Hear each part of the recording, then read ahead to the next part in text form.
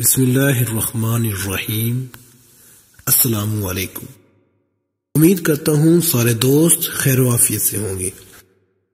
دوستو، مصر کے ایک مشہور بزرگ شرف الدین بصیری گزرے ہیں۔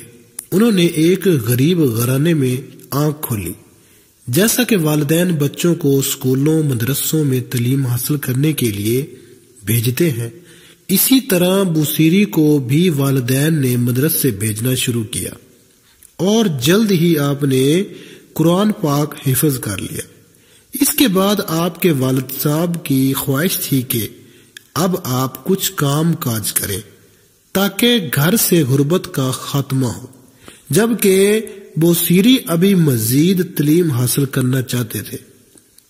وہ ایک زیادہ روشن مستقبل چاہتے تھے، مگر گھر میں باپ بیٹے کے درمیان کھینچا تانی شروع ہو گئی۔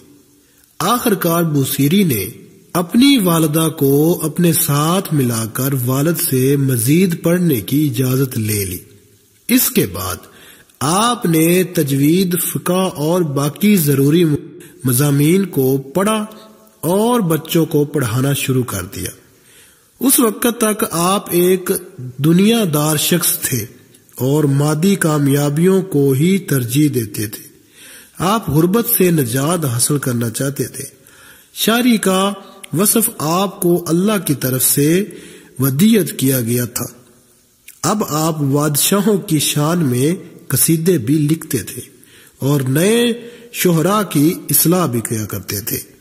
درس و تدریس سے بھی منسلک تھے۔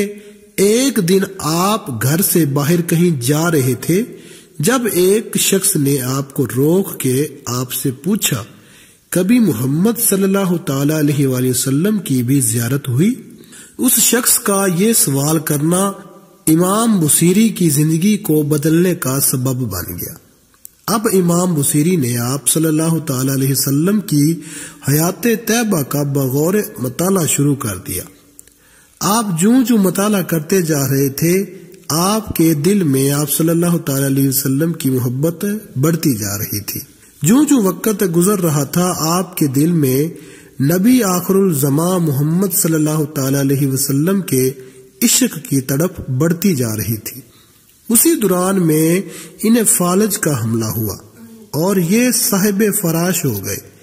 اسی حالت میں 15 سال گزر گئے۔ وہ بادشاہ جن کے قصیدے امام بصیری لکھتے تھے، انہوں نے پلٹ کر نہ پوچھا۔ آپ بہت دل گرفتگی کے عالم میں ایک رات لیٹے ہوئے تھے جب آپ نے سوچا کہ زندگی بھر دنیا کے بادشاہوں کے قصیدے لکھے، آج کیوں نہ ان کا قصیدہ لکھوں جن کے سامنے ان بادشاہوں کی کوئی اوقات نہیں۔ جب ٹوٹے ہوئے دل سے سچی محبت کے ساتھ الفاظ نکلے تو وہ اس بارگاہ میں مقبول ہو گئے، جس کے بعد وہ الفاظ امر ہو گئے۔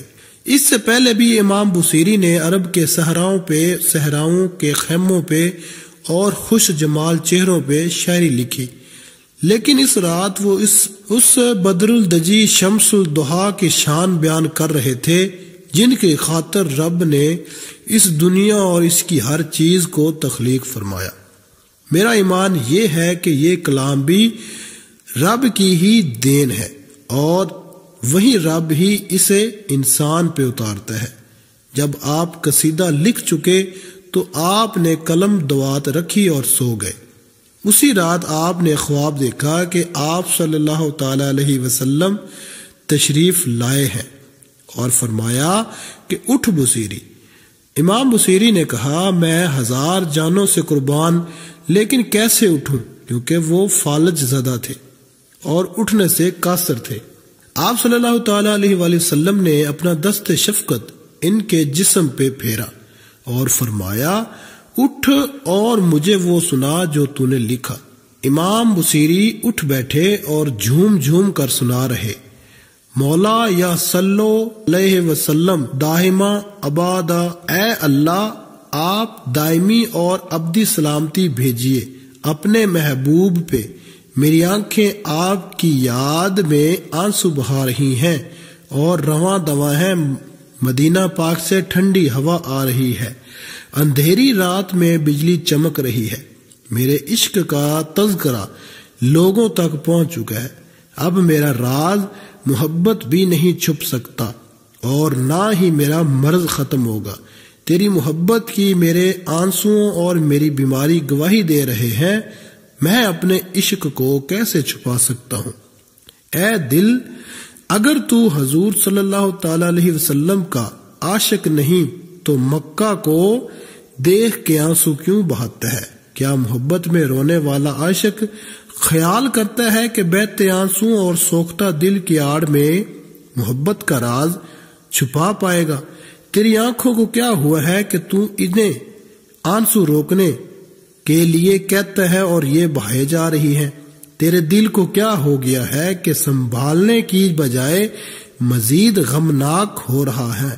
جب رات مجھے محبوب صلی اللہ تعالی علیہ وآلہ وسلم کا خیال آیا تو میں رات بھر جاگتا رہا۔ درد محبت نے میرے چہرے پہ آنسو اور رخساروں پہ سردی پیدا کر دی تھی۔